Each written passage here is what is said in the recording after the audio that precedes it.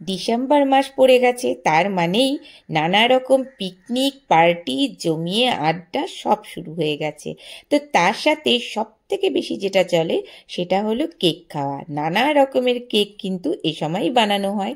তো আজকে বানাচ্ছি হেলদি শীতের খেজুরের গুড় আর আটার কেক। যাদের ময়দার কেক খেতে একটু অসুবিধে বা ইতস্তত বোধ হয় তাদের জন্য কিন্তু আজকের কেকটা দুর্দান্ত। আর আমি এখানে যে যে জিনিসগুলো ব্যবহার করেছি সেটা শুধু হেলদি নয়, তার সাথে এটার টেস্টটা অনেক গুণ বাড়িয়ে দিয়েছে, যেটা বাচ্চা থেকে বড় সবাই পছন্দ করবে। তো চলো বানানো শুরু করা যাক। আমি অস্মিতা, সবাইকে ওয়েলকাম অস্মিতাস করায়। তো এর জন্য প্রথমেই আমাকে কিছু জিনিস নিয়ে নিতে হবে।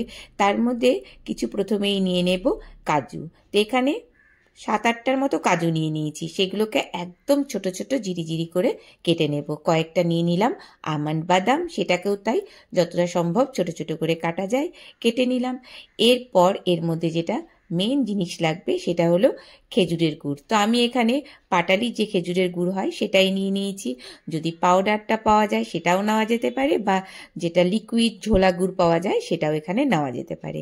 তো সেই জন্য আমি এটা, যেহেতু এটা পাটালি ছিল, সেই জন্য একটু এটাকে গ্রেট করে নিলাম।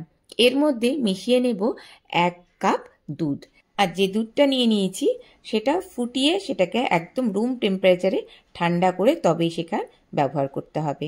তো এটাকে খুব ভালো মতো করে গুড় আর দুধটাকে একসাথে মিশিয়ে নেব। মিশিয়ে নিয়ে এরপর যেটা ব্যবহার করব সেটা হচ্ছে আটা। তো এখানে নিয়ে নেব 1 কাপ গমের আটা, তার সাথে নিয়ে নেব 1/2 কাপেরও একটু কম সুজি। সুজিটা নিলাম, একটু ক্রাঞ্চি ব্যাপারটাও আসবে। আর শুধু আটার ক্ষেত্রে যে টেস্টটা হয় না, একটু সুজি দিলে পরে সে টেস্টটা অনেকটাই বেড়ে যাবে। 1/2 কাপ নিয়ে নিলাম টক দই, 1 চামচ নিয়ে নিলাম তেল।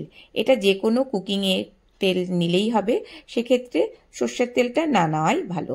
এবার একসাথে খুব ভালো মতো দইয়ের সাথে এটাকে মিক্সড করে নিতে হবে যাতে কোনো লাম্পস না থাকে।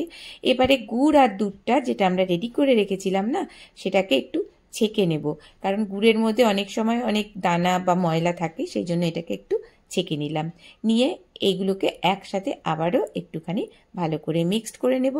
এরপর যে আটা আর সুজিটাকে আমরা রেডি করে রেখেছিলাম সেটাকে একবারে দেব না, অল্প অল্প করে দেব। দিয়ে এরকমভাবে মিক্সড করতে থাকবো। একবারে দিলে কিন্তু সেটা একদম দলা পেকে যাবে। তো এরপর সবগুলোকে একসাথে দিয়ে খুব ভালো করে এটাকে মিক্সড করে নিতে হবে। এবার মিক্সড করতে করতে দেখা যাবে, যদি মনে হয় যে এটা একটু বেশি শক্ত হয়ে যাচ্ছে, মানে ঘনটা একটু বেশি হয়ে যাচ্ছে, সেক্ষেত্রে আমরা দুধ ব্যবহার করব। তো সেখানে নিয়ে নিলাম প্রথমে 1 চামচের মতো দুধ নিয়ে নিয়েছি। তা আমি 1/2 কাপ দুধ নিয়েছি, তাতে এটা বুঝে আস্তে আস্তে করে দুধটাকে ব্যবহার করতে থাকবো।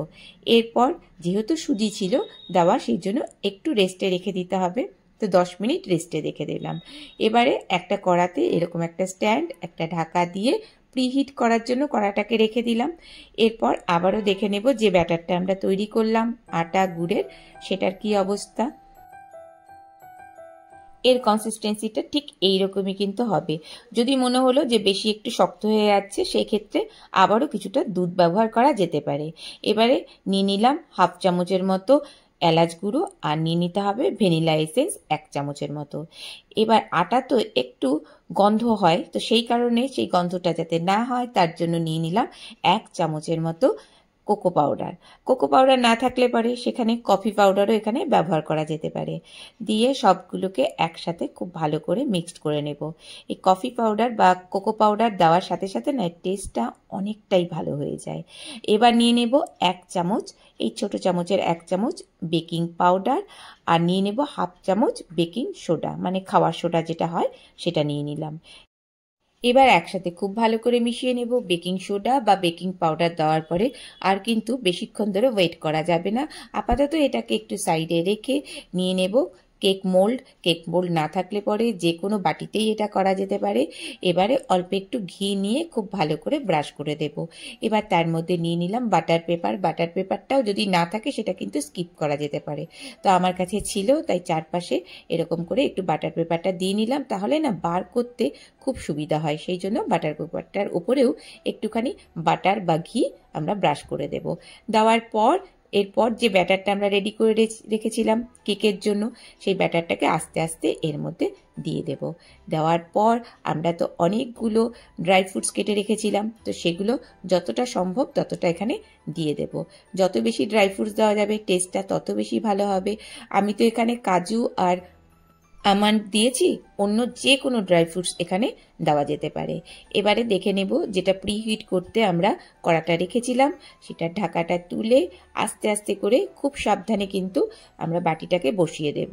এটা মোটামুটি 45 মিনিট ধরে এটাকে বেক করতে হবে। এবার 45 মিনিট পর আমি এটাকে একটু তুলে নিলাম, নিয়ে একটু দেখে নেব একদম পারফেক্ট কিন্তু বেকটা হয়ে গেছে। এই সময় এটাকে আস্তে করে নামিয়ে নেব। প্রচণ্ড গরম, তো খুব সাবধানে এই কাজটা করতে হবে। তবে এই গরম গরম অবস্থাতেই কিন্তু এটাকে ডিমোল্ড করতে হবে, না হলে একটা জলজলে ব্যাপার চলে আসবে। তো এটা যতই গরম হোক না কেন খুব সাবধানে এটাকে ডিমোল্ড করে নিতে হবে। তো একদম দেখো পারফেক্ট কত সুন্দর কেক তৈরি হয়ে গেছে, কতটা ফুলে গেছে, এবং ওপরটা দেখলেই বোঝা যাচ্ছে সুন্দরভাবে ফেটে গেছে, মানে ভেতরটা খুব সুন্দরভাবে বেক হয়ে গেছে। এবারে একটা এরকম কাপড় দিয়ে ঢেকে রেখে দেব, তাহলে পরে ব্যাপারটা ময়েশ্চার থাকবে। এবার যখন হালকা ঠান্ডা হয়ে যাবে, মানে বেশি গরম অবস্থাতে তো সেটা খাওয়া যাবে না, হালকা যখন ঠান্ডা হয়ে যাবে তখন এটাকে তুলে নেব। তো এখন মোটামুটি খুব সুন্দরভাবে টাচও করা যাচ্ছে।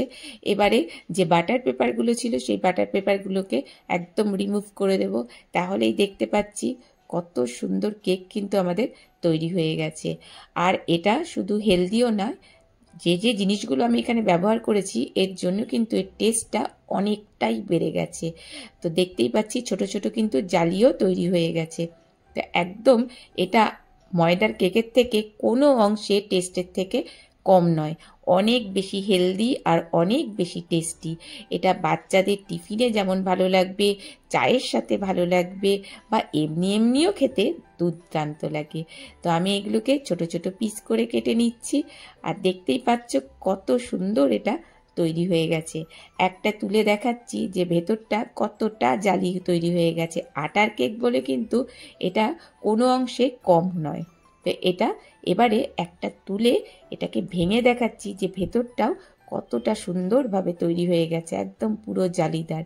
আর এটা যদি ওভেনে বেক করতে চাও তাহলে 180 ডিগ্রি প্রিহিট করে তারপর এটাকে বেক করে নিতে হবে ওই 30 থেকে 35 মিনিটের মতো। তো খেজুরের গুড় আটার কেক কিন্তু একদম রেডি। আমি তো এটা এনজয় করব। তোমরা বাড়িতে অবশ্যই একবার বানিয়ে দেখো, কেমন হলো সেই ফিডব্যাকটা আমায় জানাবে। ভালো লাগলে একটা লাইক দিতে ভুলো না, আর আমার চ্যানেলটিকে সাবস্ক্রাইব করে রেখো। আজকে এ পর্যন্তই, টাটা।